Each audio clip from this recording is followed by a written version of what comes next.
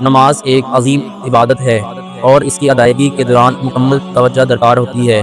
اس video میں ہم جانیں گے کہ اگر کوئی شخص نمازی کے آگے سے گزر جائے تو اسلام میں اس کا کیا حکم ہے، کیا قرآن اور حدیث میں اس کی کوئی وعید آئی ہے، نبی کریم صلی اللہ علیہ وسلم نے اس بارے میں کیا تعلیم دی ہے۔ یہ ویڈیو ضرور دیکھیں اور دوسروں تک شیئر کریں تاکہ ہم سب اس اہم مسئلے سے آگاہ ہوں اور اپنی نماز کی حفاظت کریں۔ رسول اکرم صلی اللہ علیہ وسلم نے فرمایا، اگر نمازی کے آگے سے گزر جانے والے کو معلوم ہو جائے کہ اس پر کتنا گناہ ہے تو وہ 40 سال کھڑا رہنا پسند کرے گا مگر نمازی کے آگے سے نہ گزرے گا۔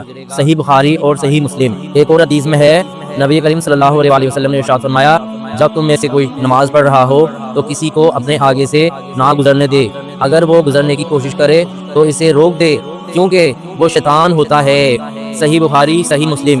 ایک اور حدیث میں ہے، نبی کریم صلی اللہ علیہ وسلم نے ارشاد فرمایا، جب تم میں سے کوئی شخص نماز پڑھے تو اپنے آگے کوئی چیز سترہ بنا لے، اگر کچھ ایسا نہ ملے تو نیزہ گاڑ دے اور پھر کوئی اس کے آگے سے نہ گزرے۔ صحیح بخاری صحیح مسلم۔